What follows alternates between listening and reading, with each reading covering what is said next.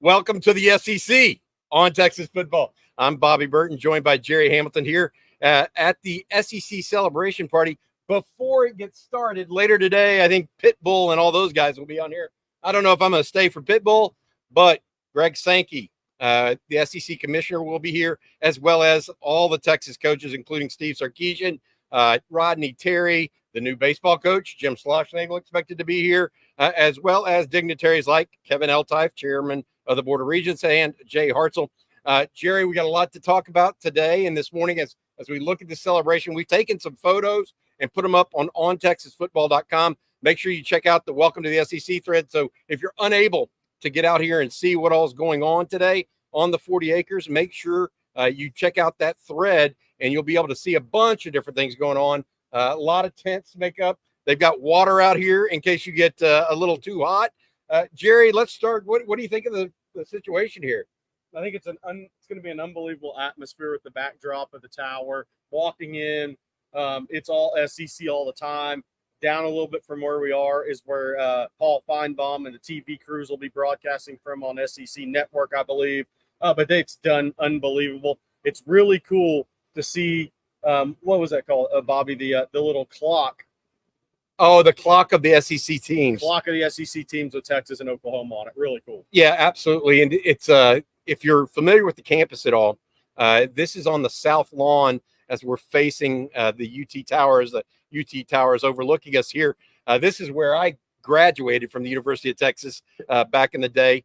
And now it's a stage of a number of different things going on. Gerry, there's some news and notes we need to get to today. Yesterday, Oregon kept going and kind of ripping in a little bit to the University of Texas on the recruiting trail. On Friday, Josiah Sharma, the defensive lineman out of Folsom, California, opted to go to Oregon over Texas after telling folks that Texas was going to be his pick. And then yesterday, a defensive back, right after we finished filming for our recruiting reset, Dorian Brew out of Conroe High School. This one's a little different. But he's from Ohio. He's from Ohio originally. But the reality of it is, Gerry, is he selected Oregon as well. And that was one of the guys that Texas had targeted. Now you're adding in what's going on with Oregon versus Texas. This is kind of interesting. Yeah, and then you have Aiden Anding as well. LSU making an offer to him on Friday night, I believe that was. And now he's putting off his commitment. He'll probably make a visit to LSU in late July, which is not good news for Texas. But Oregon really making a play here. And the interesting thing with Oregon is, DeCorian Moore, that's probably Texas's competition right now, more than Ohio State for the five-star receiver out of Duncanville. And then you have Michael Terry, the four-star, five-star athlete out of San Antonio Alamo Heights, who is back at Oregon for their big weekend for a second time in the last month. So Texas and Oregon battling a little bit with the hire of Rashad Samples and along with Will Stein. Oregon really wants to have a strong footprint in Texas. They're really fighting to have a strong footprint in Texas. So Texas will have to hold them off on DeCorian Moore, which we think Texas remains in a pretty good spot for.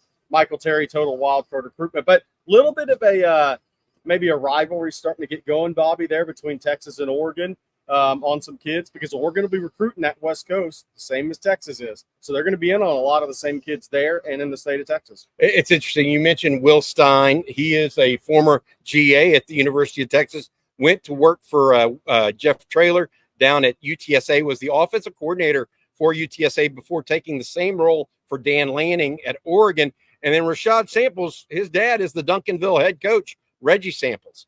And he also has been a GA at the University of Texas as well, has been around the Pac-12.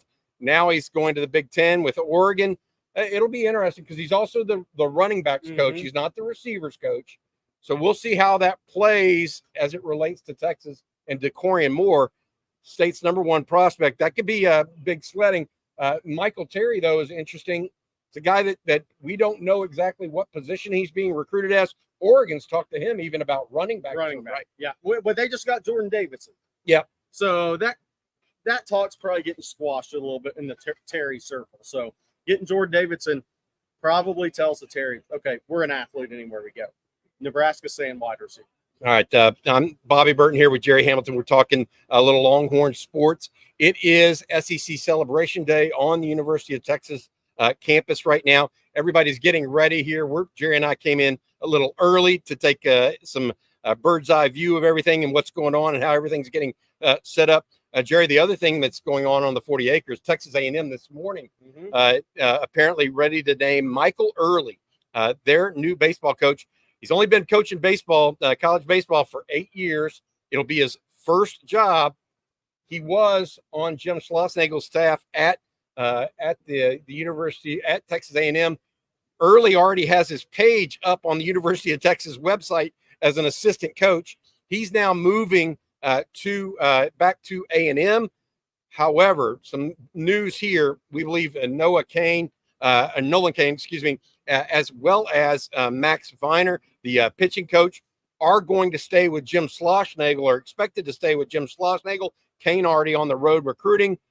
So I don't think that's going to affect Texas recruiting as much. It may, however, affect some of the guys in the portal. That's right. That A&M was Texas was going after that may have been former A&M players. We talked about this. I mean, Schlossnagel going to Texas is one thing, and his assistants.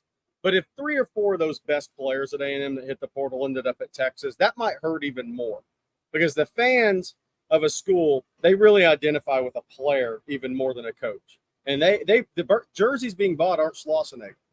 They're the player jerseys. And if 2 or 3 of those best players at A&M, one that's being called Jason Lavalette, one of the top players ever to wear the maroon and white, if that guy went to Texas out of the portal, that would crush a lot of fans. So I think this move is stop the bleeding move. Not that Michael Early may not deserve to be the coach there, but it's a stop the bleeding in the portal and try to keep the core of the team together, knowing that it's late in the game if all those guys in the portal stay in the portal and don't come back, and if 3 or 4 of those guys transfer to Texas, which are 3 or 4 of the better A&M players hitting the baseball.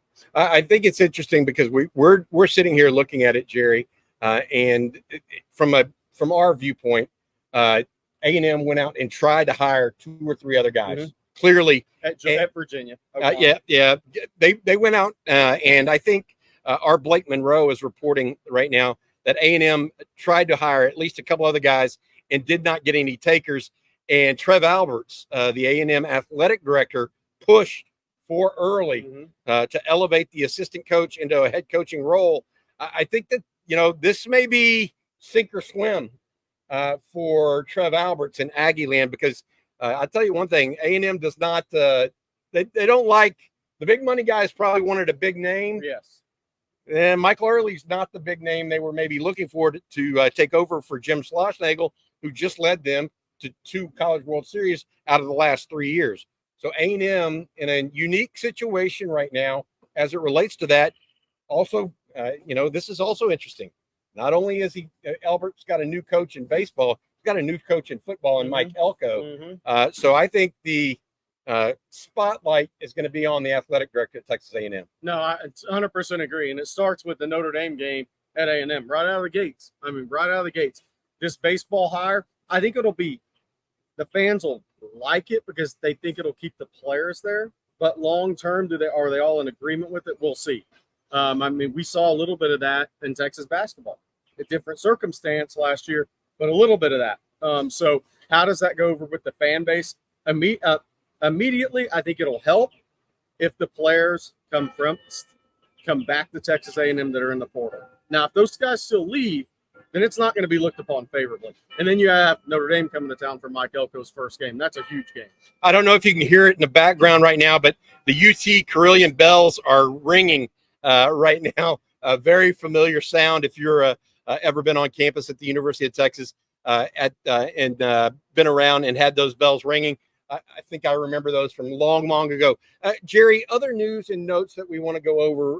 Recruiting right now. We talked about it in Recruiting Reset yesterday, but it felt like Texas had some momentum, and now we're concerned about that momentum maybe slipping out of their grasp. That being said, Smith Orogbo, defensive end out of A-Leaf Hastings, is expected to announce tomorrow. Texas is one of his finalists. What's your latest news there? Yeah, it's a big week coming up for Texas because you have Smith Orogbo on the 1st. You have Cade Phillips scheduled for the 6th. Yep. Those are two recruitments. I think Texas has a big lead for Cade Phillips. Now, see what happens, right? Everybody's a little shaky right now, okay? But LSU offering Aiden Anding, a lot of people tied that to Jabari Antoine. I may be tying that to Cade Phillips as well. So maybe LSU's trying to keep both of those guys from going to Texas. But we'll see when Cade announces. Smith-Orogbo, Texas, Washington, Texas Tech, Oklahoma. I'm not going to be surprised if Texas, Washington, maybe Texas Tech is where this decision or even from. Oklahoma. I mean, we just look. Things do change. Things do change. Now, Oklahoma has got a couple of edge commitments. So does that change the calculus for the Sooners with Smith-Orogbo? But here's the thing. Texas has to close these recruitments out. So now everybody's a little gun shy right now, right? I mean, can they close these recruitments out after 2 or 3 get away from you? But Smith-Orogbo would be a huge pickup for Texas on the 1st. Cade Phillips would be a huge pickup for Texas on the 6th. Why? Because they're defensive players. I think we know Texas on the offensive side is going to recruit at a high level and is going to have a really good class. The question now is Texas, after the hits have happened a little bit, is Texas going to fill their needs on the defensive side in this July, August period before the season starts? I think that's the question for Texas fans right now. Are we going to fill the needs on defense? I think here's my take on one thing, and want to get your feedback on this. A lot of people are somehow in panic mode here. Yeah. I don't think it's time to be in any sort of panic mode, but it's a question like now. Okay, how are they going to fill these needs, et cetera? Not time for panic mode. Your mind. No. Where do the Longhorns go from here? I think. Look, I mean, I think D-line is going to be interesting. I think that's going to have to play out into the season now. No question about it. Even if you were to keep Brandon Brown and get DJ Sanders, which A&M's trying to make a late push there. Brandon Brown's LSU or Texas right now. Even if you somehow got those two, you're still too short of where you want to be. So that's going to go into the season, right? I think a linebacker will be interesting. They want to get 3. Will they take 3 if it's not the right 3? I don't know. Will they save a spot for the season? Because I think the one thing I will say is last year going into the season, Brandon Baker was not committed. Kobe Black was not committed. Then you had Xavier Filsaime that didn't have an offer. Anthony Smith was committed to A&M. Texas is going to stay the course. There's going to be some guys committed to other schools at certain positions that they're going to stay the course on and see what happens. I can guarantee you this. Texas will maintain contact with Sharma. Probably maintain contact on some level with Charles. They're not – if we know Sark, he doesn't walk away from these guys. Now, they'll keep evaluating and see who else they like. But it's not panic time because Texas – was in a similar position in last year's class. People just don't talk about it. Even after Colin Simmons committed, 3 of the bigger commitments in the class after Colin Simmons all happened during the season. And then you had 2 guys that were offered. You had the flip of Wardell Mack. You had the flip of Anthony Smith. So just something to keep in mind there. You may not fill all your positional needs in July, August now, but I do think by December, Sark and those guys have proven they fill the needs. A lot of people believe that Sark's not putting enough NIL money towards defensive line or the defense or whatever. That's the I don't know, what do you want to call it? But that's the kind of narrative people are trying to draw on social media and even on Texas football message boards. That's not the case, Jerry. We know that to be a fact. The reality of it is that other teams are being hyper aggressive right now and trying to get stuff going. So we'll see how it goes and what everything means and does and that sort of thing. What's your take on the NIL narrative? Is that I know it to be false, so I'm sure you do too. The question I have is, what are we thinking there? Is it something that we just need to monitor and keep monitoring? Because if teams do go over the top, that's just the way it is. And I don't think Steve Sarkisian's going to back down from his overall strategy. No, and you can't. And look, sometimes some schools will come over the top. That's just the name of the game right now. It's happening. And that doesn't mean all of these recruitments it's happened, but it's happened on a couple, right? So I think you just got to stay the course. I think it's kind of out there from an NIL perspective. The Dominic Williams recruitment kind of showed the cards a little bit, Bobby, when Oklahoma just went way over the top of Texas and LSU was barely in the sandbox when OU went over the top. So I think you got to pick your spots. I think you got to have a level of consistency with it. But I do think the one thing about Sark that I've really liked since he's been at Texas, he's adapted. Yes. And I think you'll continue to see him, Jeff Banks, and the staff adapt when they need to and where they need to. One of the things that I keep tying this to, and Dorian Brew out of Conroe is a little different. Yeah. But I think that the fact that they're having to recruit defensive linemen National. from outside the state is a compounding or complexifier for Texas at this point. It makes it harder and makes it less. There's less certitude, I guess, is the best way to put it. I mean, if you think about the best D tackles at Texas in our era, Bobby, or our Casey Hampton, Sean Rogers, Malcolm Brown, Tavondre Sweat, Byron Murphy, they're all Texas kids. Now, so when you go and you start recruiting nationally, which Texas does have to if the state's not going to produce as many of the guys they see as the level Texas needs in the SEC to compete for it all. And I'm not saying that's 100% right. That's just a belief, because I think there's good players in Texas, but the depth, you're going to have to go out of state. And if you're going to go out of state, I think you have to have cast a pretty wide net and get more of those kids on campus. I think to get 2, you have to recruit 8 or 9 or 10. Because Texas isn't Georgia yet. That's the reality. And stated, even Kirby Smart in Georgia, that state's producing D linemen by the bushels. They have to turn away guys that are going to FSU. That's not the case in Texas right now. So you're going to have to go out of state to fill those needs on the level that Texas sees the need to be filled on the high school level. And if you're going to do that, you got to cast a wide net, because you're not going to win 60 or 70% of those battles. Not right now, maybe in 2 years, but not right now. Yeah, and I'm just thinking that Texas only went after 2 guys in state at this point. DJ Sanders, who, I mean, look, Texas isn't the only big school in the state of Texas. There's also A&M sitting out there. And, Oklahoma and LSU are next door neighbors. They're constantly pushing for players. Georgia's the only SEC school in the state of Georgia. And so it's a little bit different. The 2 players that Texas has offered are defensive linemen in Texas that they've offered. A young man out of Belleville, DJ Sanders, is down to Texas and Texas A&M, we believe, with A&M making a pretty big push here. We're hearing right now behind the scenes of late, although Texas has some confidence there. Let's see how big that confidence is. And the other one is Zion Williams out of Lufkin. Well, guess what? A lot of Lufkin kids go to LSU. He's announcing July 4th this week, and it looks like LSU, unless somebody pulls a miracle. And his girlfriend's going to LSU. Yeah. So, I mean, there are all kinds of different complexifiers here.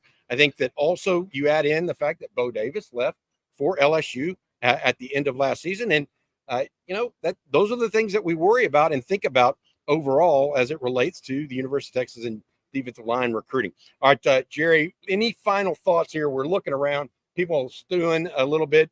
Things are getting set up. Yeah, it's going to be awesome. It's a gorgeous day in Austin. Absolutely not a cloud in the sky right now. Bring your water bottles. Yeah. Not bottles. Plural. Yeah. It's going to be warm, but they have a lot of shade on the south lawn, trees lining the walkways, etc. It should be a lot of fun for folks. It's going to be such an exciting day. I mean, when you walk up and the first sign you see is SEC, it means more. I mean, there it is. There's your marketing right there. Along with this sign behind us that says Texas lives here. Yes. And the interspersing of everything going on. So it should be fun day. Bring family and friends. Chris Del Conte's got basically Bevo Boulevard repositioned with the little Ferris wheel type thing going down there in front of 21st Street instead of on San Jacinto. So it should be a lot of fun if you bring your family down as well. Festivities get started at 2 p.m. I think gates open at 1 o'clock. And then I don't think that the official welcome to the SEC kicks until around 8:30 tonight. There's going to be a fireworks show, etc. I'm guessing that little tower right there behind us is going to have the letters printed out, SEC, behind it. So it'll be in the towers lit up like that. Jerry, any final thoughts before we let folks go today on this really nice Sunday morning? No, it's just such an exciting time for the University of Texas moving to the SEC. I think it's great. We talk about it for football the most, but for all sports. I really think it's a great move for Texas in the SEC. And I think, look, I'm not panicked about recruiting. You're going to win some, you're going to lose some. The D linemen hurt because there's not enough of those guys. But I will say this, Sark's proven, I know some people hate the term, recruit through the whistle. Yep. And I think Texas will stay on their guys. And I think there will be some moves to be made during the season if they don't fill all their needs. And I think Sark will continue to recruit towards a fourth straight top 5 class. Interesting. All right, good stuff. All right, that's Gerry Hamilton. I'm Bobby Burton. We're from University of Texas campus. Everybody have fun today. Have a good Sunday. Hook 'em.